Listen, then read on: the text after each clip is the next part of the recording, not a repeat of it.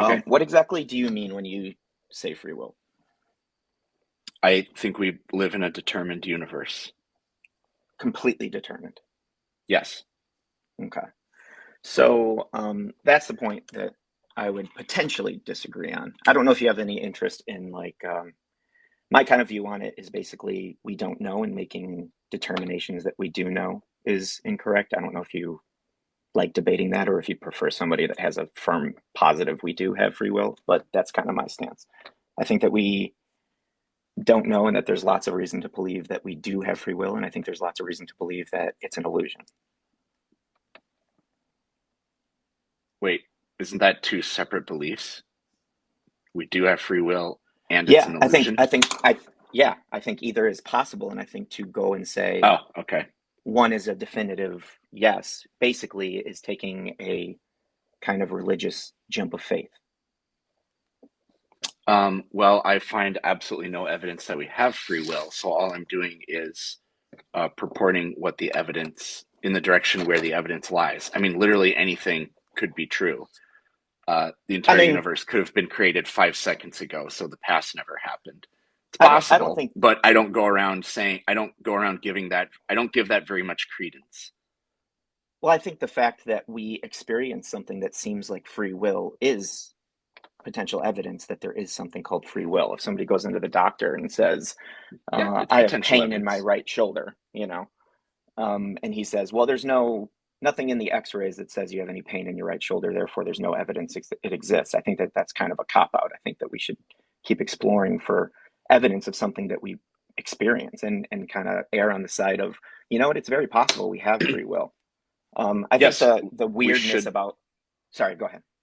I was going to say we should substantiate claims with evidence, and like I could tell you about experimental evidence that um, does not support the idea that we have free will. Hmm. But go Can you ahead. go over some of those? Because I've never. Sure. Um, if you want to read a really good, very short book about this kind of thing, then I could recommend. Uh, Sorry, I don't know where I keep it. Here it is. This one's extremely good. It's just called "Who's in Charge" by Who's Michael in charge? Gazzaniga. Who's in Hmm. charge? Okay, so we could start all the way backwards with before we get into like neuroscience. We could Hmm. start much more simply and just look at the world of like classical physics, right? Hmm. So, does Halley's comet have any choice, or is there any indeterminacy about the way Halley's comet goes around the sun? Right. So I understand that kind of like line of thinking at a broad level. I'm sure there's a lot more Well, I nuance haven't, to it that you could but add to it. Like, no, the whole idea of like, but I haven't yet.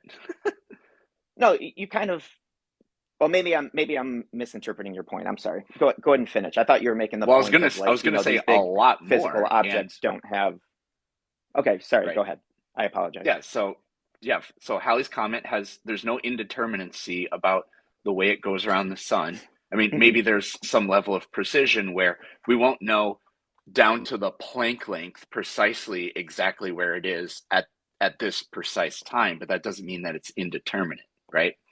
So Hmm. physical objects don't have choices in that. What about the atoms and molecules that make up your body, right? Hmm. So do neuro once the calcium ions rush into the axon terminal at your brain, is there anything there that can decide in some sense, well, we're not going to send acetylcholine across the synaptic cleft. We're just not going to do Hmm. that. No, it has to happen unless there's some sort of genetic abnormality or something like that. And if there's a genetic abnormality, then you can't decide, then there's nothing there choosing, deciding, allowing, disallowing. It just is what it is, right? Okay. Hmm.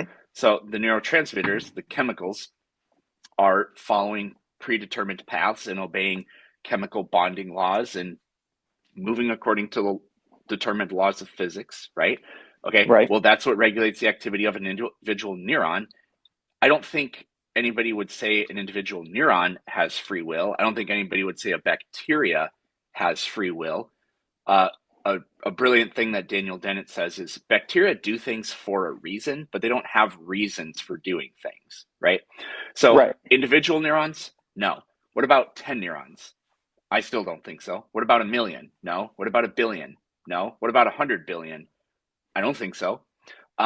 So then what about me, who is acting out through this world via my sense experiences that are regulated by all those determined bottom up levels Hmm. within me? Well, I mean, if we keep there's nothing that's introduced anywhere in these steps where um, something that allows for free will comes into play because it's bottom up, not top down, is one of the big things. Um, I disagree that there's nothing that enters in that makes us think that free will could come into play because none of those things also at an individual level experience consciousness and the craziness and weirdness that is consciousness, which is something we don't understand yet. We don't understand the mechanisms that bring about consciousness.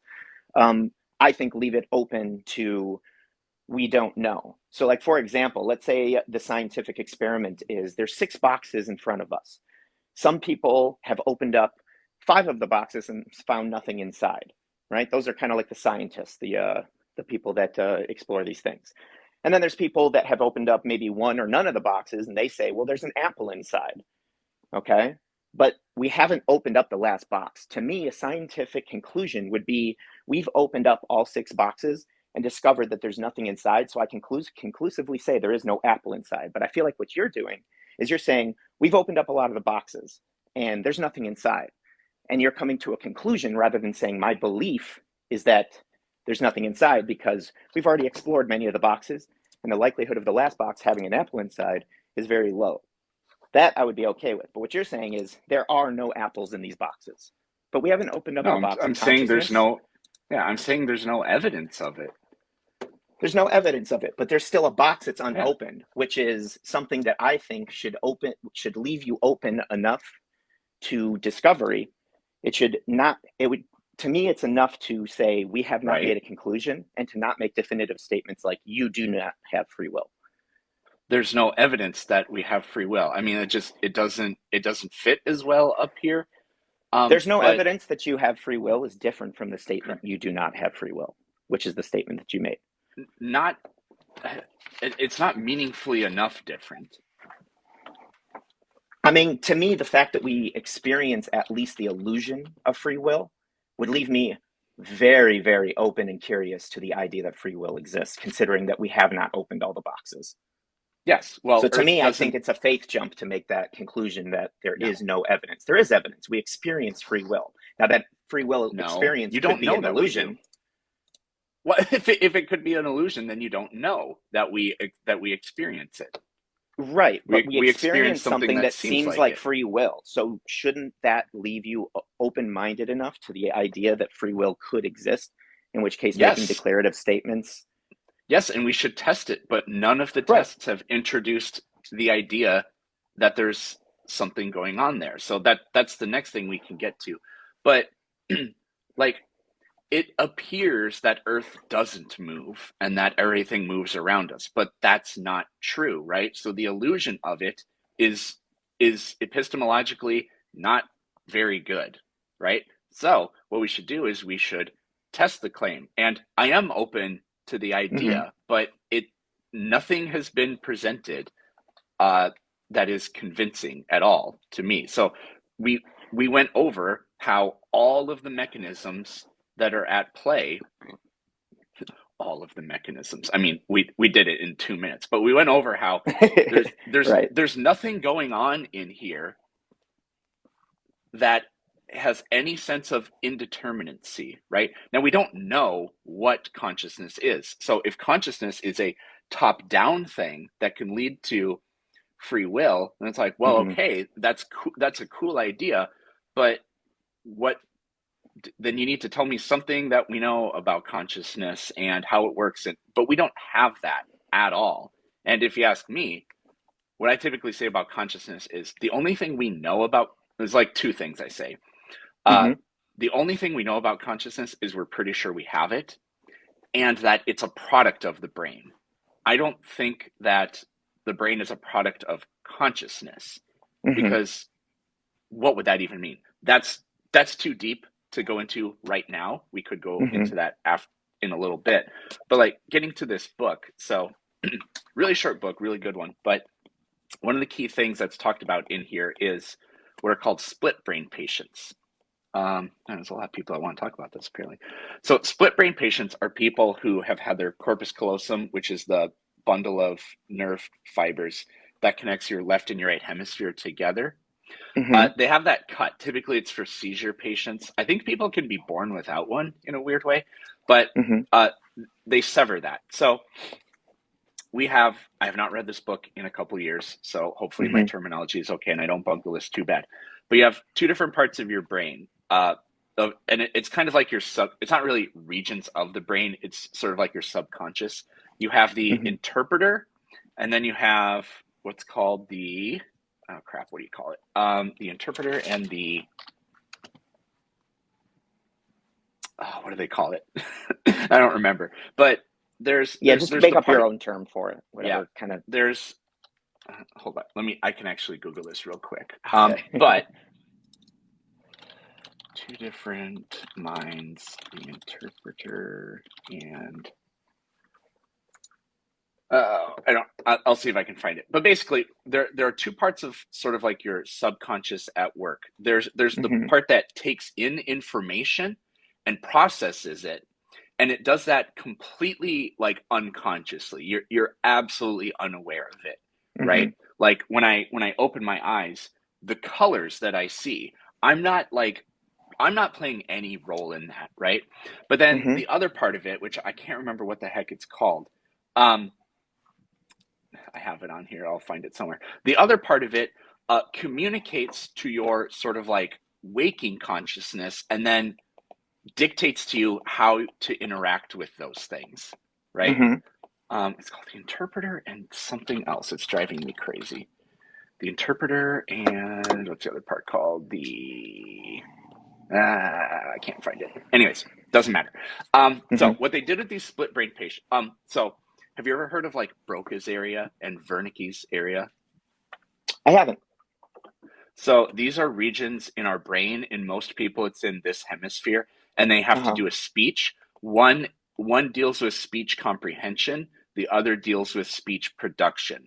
So some Right. people, if they get aphasia of one of those areas, depending on which area is affected, they Hmm. either can't understand speech, but they can speak it perfectly well, or they they speak utter nonsense. They'll just sit there and say random words and random sounds, and there's no grammar there.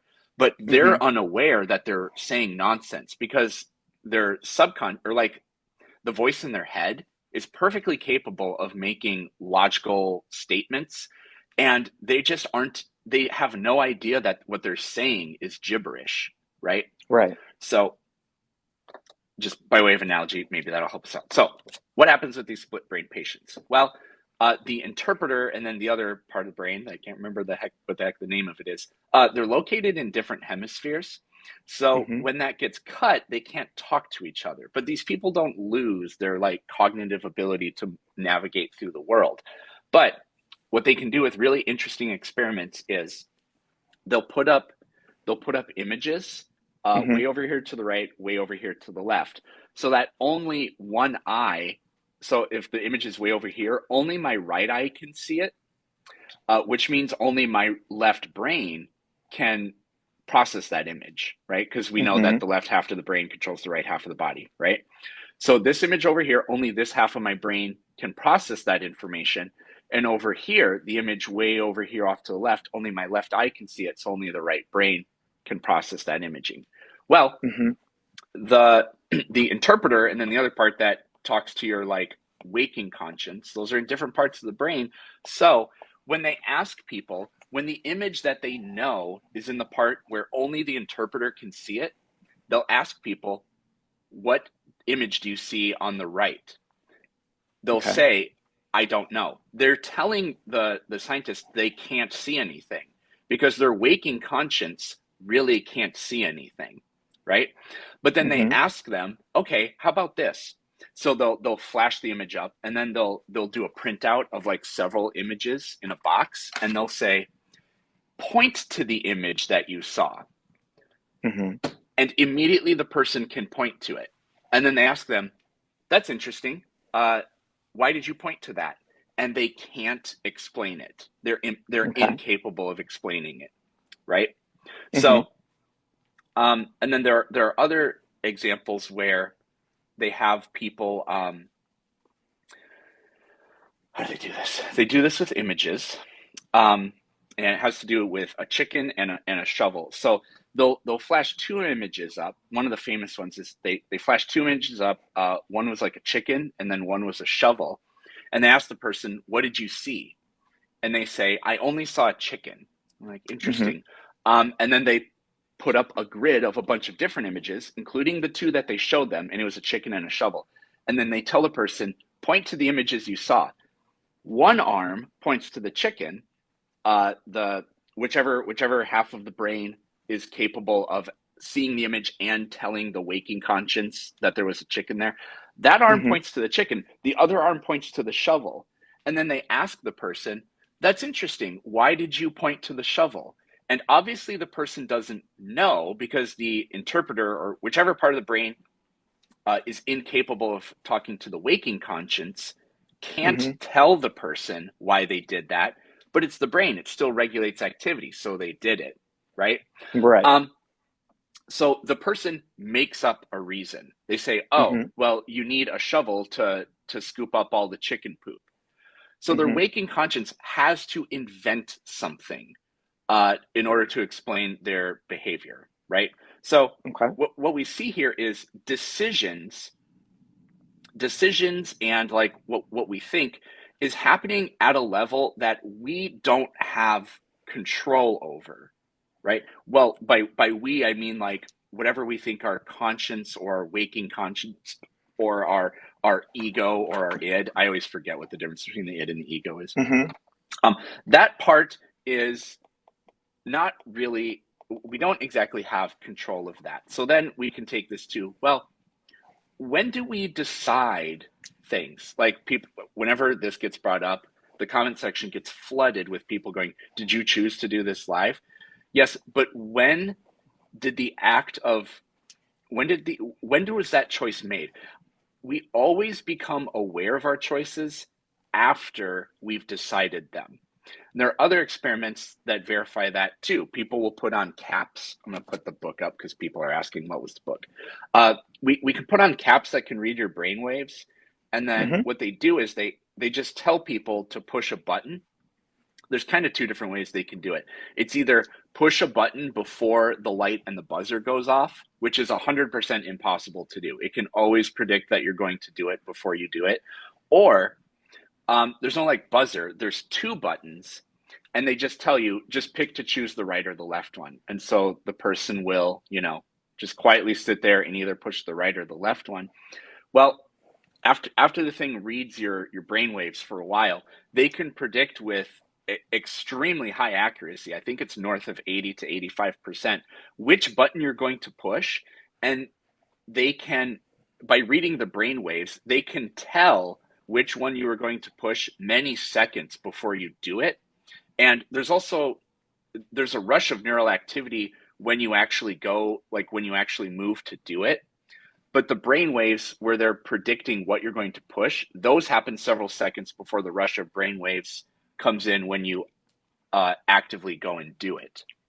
Right. So that's telling us that these decisions are made by our subconscious way before we make the decision. Again, the the decision is always made or the awareness of it is always comes way after it's actually decided by our brain. Right. So, I completely understand that, and that's something that I actually work with day to day.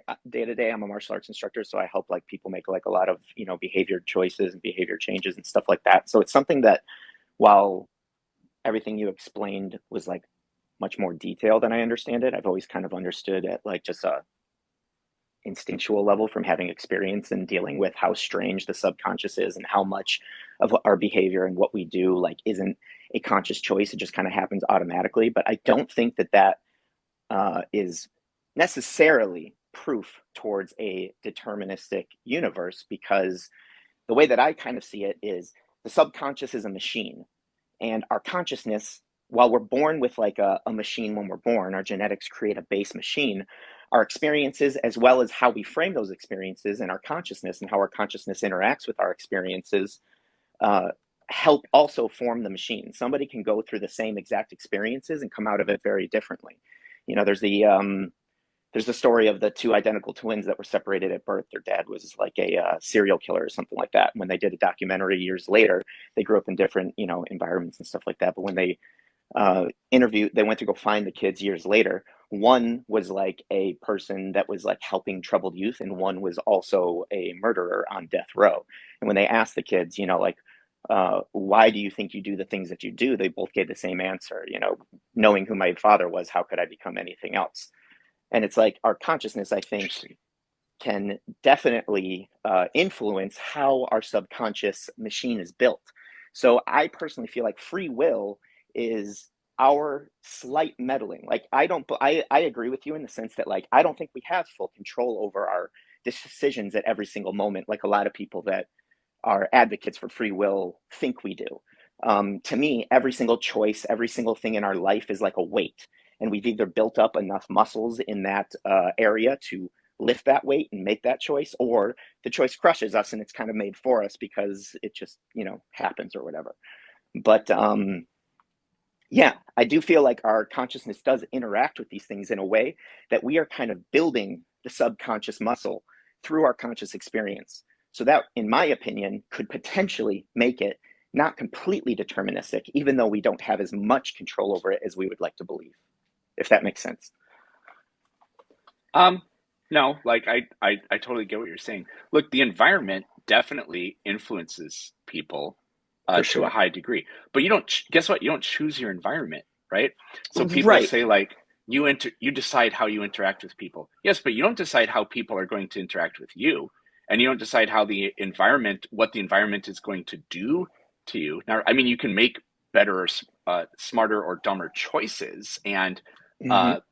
uh, I don't think karma actually exists. I don't think good or bad luck actually exists. But like, it is true that if you choose to do stupid things, bad things will happen to you, right? Or they're more Hmm. likely to happen to you, I should say. Kind of Right. like how not everybody who smokes gets lung cancer, but we know that it's definitely related, right?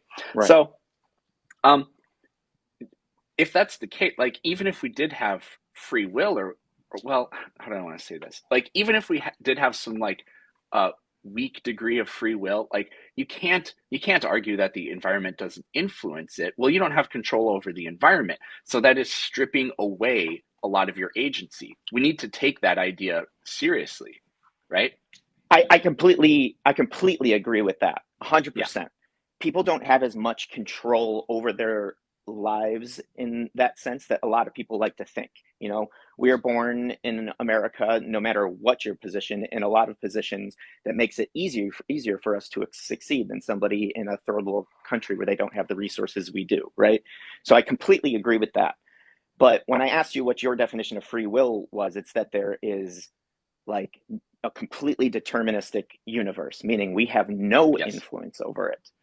So that is what I disagree with, that we have zero influence over these things.